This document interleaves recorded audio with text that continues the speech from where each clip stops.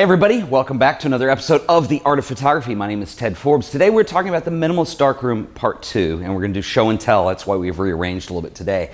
And the last time we talked about, with the Minimalist Darkroom Part 1, just the minimal setup that you would need to develop negatives. And a lot of people do this because a lot of people use hybrid techniques. I do sometimes, where basically what you're going to do is develop your film and then scan it into a computer and then manipulate it from there, whether it be Photoshop or whatever you're using. In Part 2, what I want to talk about is printing. Let's say you do want to print at home. Now, as I mentioned before, when I move studios, I don't have a dedicated darkroom space in this one. I have a bathroom, but I don't have a way to build everything in there, and I don't want to leave it set up and be in the way all the time because obviously it is a functioning bathroom, which brought me to the point of doing this show where I think this is interesting to some of you because you may have a similar predicament where you don't have a place to permanently leave your stuff up. This is a little bit of an extreme solution, but basically I pared down to just the essentials of what I need. We'll talk about that in a second because you need to determine what it is you want to do. You may not need this much stuff, but I do want to be able to do enlargements for silver gelatin prints and in various formats. And so I have an enlarger, and what I did was at IKEA, I bought this metal cart which has wheels. So basically what I do is when I'm ready to print, I wheel this into the bathroom.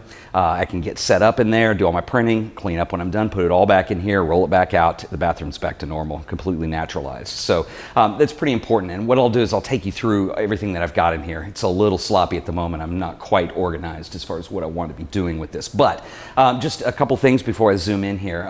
The enlarger that I'm using, I've had people, I tweeted about this over the weekend, and I had people ask what this was.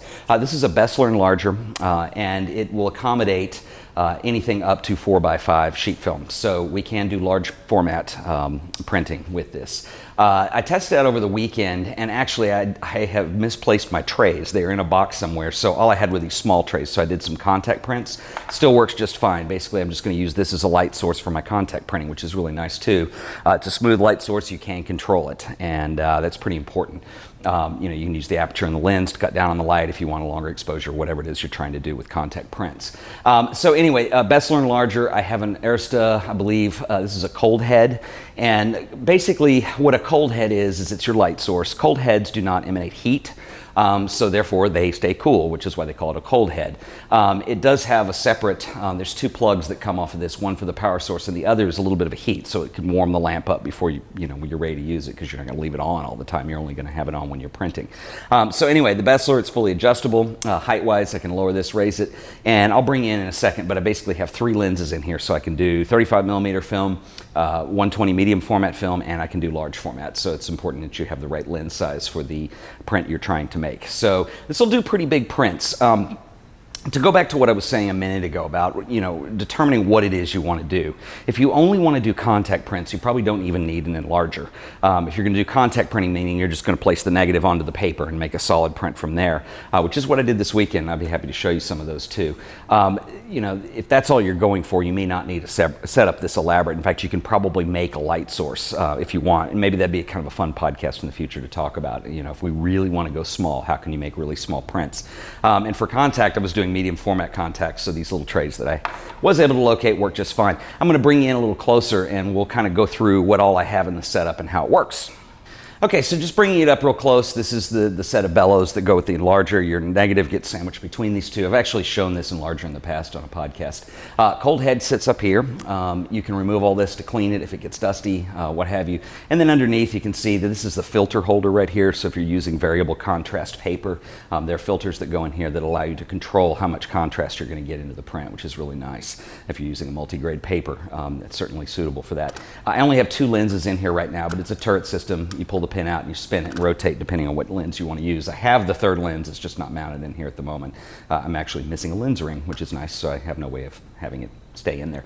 But anyway, this is a great setup, gives a lot of versatility. Okay, so down here we've got the baseboard. This is where a printing easel goes, or a contact frame, whatever it is you're working with. The light actually projects onto here as the source. And anyway, you're good to go as far as printing goes on there. On the back side, I just have some tools that I use in general: clothespins for hanging prints to dry, GryLab timer for timing. I've got some emulsion cleaner, and these are actually a box of the contrast filters we were talking about before that go in the enlarger if you're trying to vary the contrast and you're using multi-grade paper. This is a grain focuser, which allows you to get the enlarger into focus. A couple measuring cups that is used for chemicals. This actually didn't go up here all the time. This is a little contact printer that I showed years and years ago on the podcast when I showed about the Anscomatic development kit that I bought. And so this was an old Ansco contact printer that came with that, and I haven't used it in a while, but basically it's really crude and basic. You put your film under there, you can turn the light source on, there's 2 bulbs inside. Kind of fun, but not essential to what we're doing here. And like I said, it's minimalist, but I actually am cluttered. I've got my spot pins, so if you got dust on a print you need to spot out.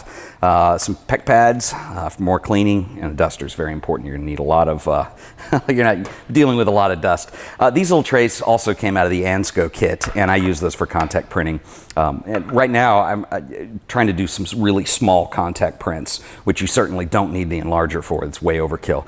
Just contact prints, like I said, you just put the negative on top of the paper and shine the light source through to make your exposure, and you're good to go. So I did some contact prints this weekend. I actually ordered some more trays just because there's a missing box somewhere that I can't seem to locate that has my 8x10 trays. One thing I want to talk about as far as printing goes, you can actually take the head of this and swing it up and aim it at a wall if you want to do a ginormous print. And I had comments in some of the videos, and people were talking about, why don't you, go for it and make the biggest print possible. Well, there is a little bit of a limitation on here. Just because I can enlarge it, one, I've got to find paper that will accommodate a print that size, which is a challenge. And 2, you're going to need developing trays that will accommodate that. And the bigger you go with paper, really the harder it is to work with. So don't feel like just because you want to have a darkroom setup, you have to go ginormous. In fact, I think really gigantic prints are a little bit overrated in a sense that, it's really common to see people want to print their work really big, whereas sometimes printing really small can be just as effective. The print size in the end has nothing to do with, the quality of the image. A good picture is a good picture no matter what size you print it at. So anyway, let's go down. I'll show you some more here. Okay, I'm going to go ahead and handhold so I can talk you through some of this. Like I said, this needs to be cleaned up just a little bit, but basically I'm going to have all my paper. I can put negatives in the second drawer. This is actually a red light box that plugs into the wall that I'm not using because it's old and broken. Some 4x5 transparency holders, and then some various easel equipment in the back there, extra darkroom stuff. So essentially this is kind of a dry shelf, so anything that needs to stay dry will go on this middle shelf. If we go down to the bottom shelf here, basically I've got my stuff for, I've got an Amazon box in there with a part that I ordered, which doesn't really go in there. But I've also got all my containers for developing film down here. This is great. This is the red light, and because I want to be able to turn the bathroom back to a natural state, this is really pretty cool. The red light I just bought at actually, the red lamp I bought through B&H probably because it actually is optimized for darkroom, whatever that means. And this cord I bought at IKEA, so I can plug that in, run it across the room, and typically I put it underneath this cart because you don't want too much light, even though that it is red. And then over here I have all the chemicals that I'll need, which is pretty basic. You've got distilled water in the back. And, I take these out. Obviously, there's not enough space in here to pour them in here. I've got my distilled water. This is my TF4 fixer. Right here is my ethol. This is print developer, and down here I have negative developer, which is Rodinol. Remember, because we're using the TF4, we don't need a stop bath. So this is all the chemicals I need for silver gelatin printing, which is really pretty cool. Okay guys, so that's it. That's really how basic and simple it is.